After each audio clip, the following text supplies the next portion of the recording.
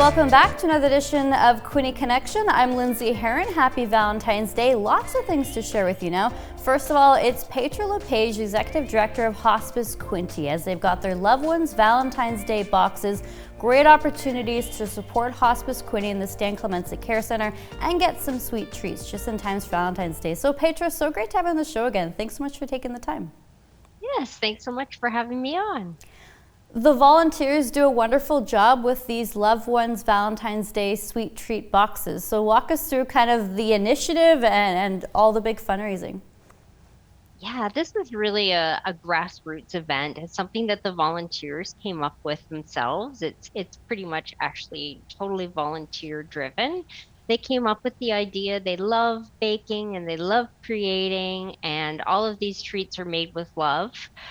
They're always creating something in-house for our guests and our residents that come, and as well as the many people that we have that come throughout the year for our various programs. So they thought, what a great way to do a fundraiser.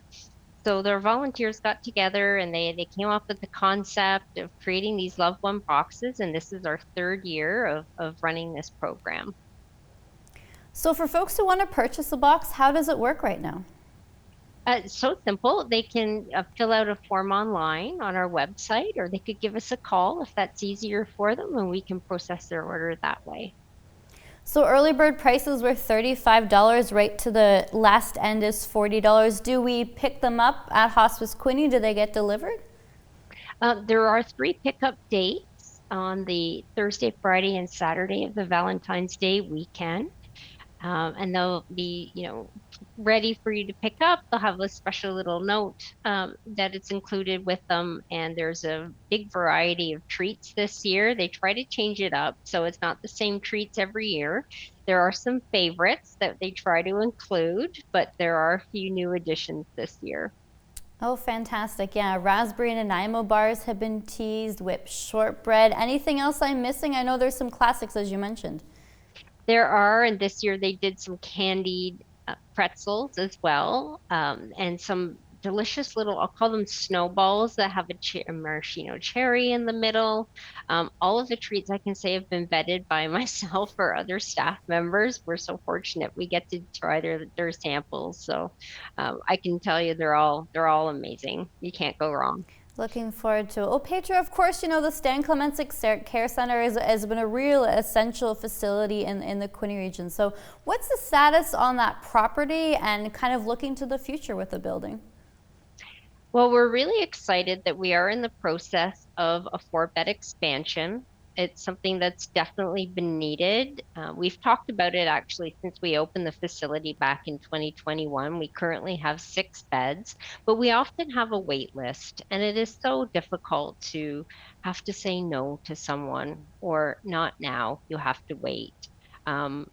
Sometimes when people come in, they really don't have that time to wait, unfortunately. So we want to make sure that we have the space available for everyone who needs it. This 4-bed expansion is just so crucial, and we're really excited that we'll be putting the ground in the shovel soon. We'll have more details to come out on that, shortly. But we're just so excited to have this project going. Good to hear. Yeah, how many families do you serve on an annual basis, Petra, especially with kind of 2025 numbers? Because the reach is very far and wide. It is. So last year, I believe we served 242 residents. And if you think about it in terms of how many family members it is, we see anywhere from 5 to up to 20 people that'll accompany that person here on their journey. So the space is definitely needed, and it helps so many people in the community. It's not just the residents themselves, it's their caregivers, their loved ones, their grandchildren, it's a parent. There's so many people that we help, and we also help them afterwards in their bereavement journey as well. We really try to take care of the caregiver.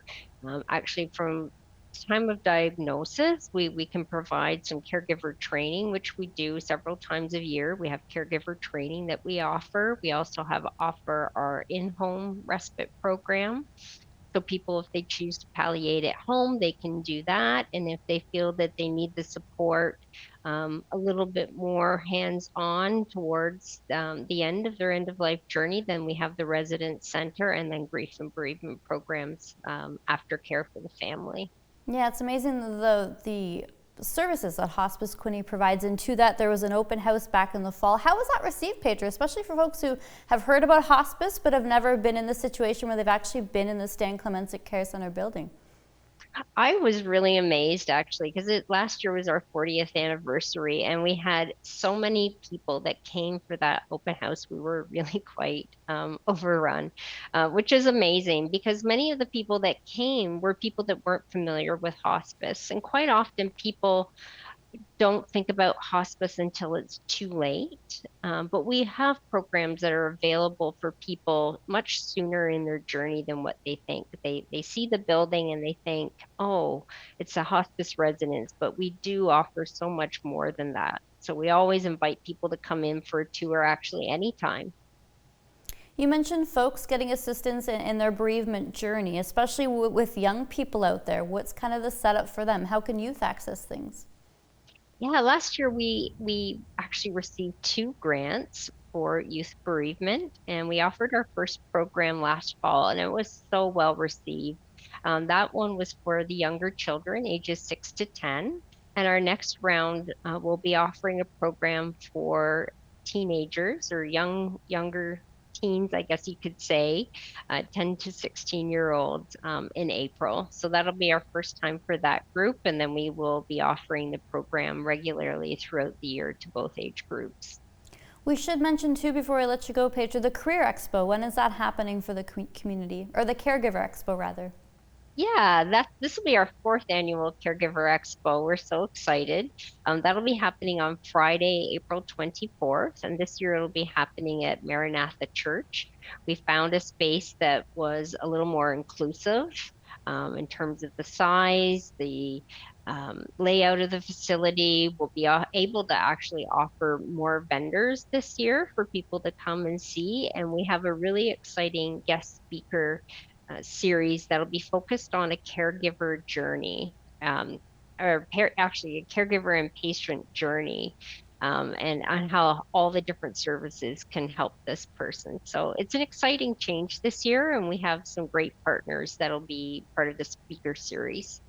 Yeah, and it's nice to see the conversation opening up and changing around hospice, especially in Quinte with all the wonderful work you and the team and volunteers do with making sure that everyone's involved in different stages of kind of the journey. So I really appreciate your time, Petra. Thanks so much for taking it.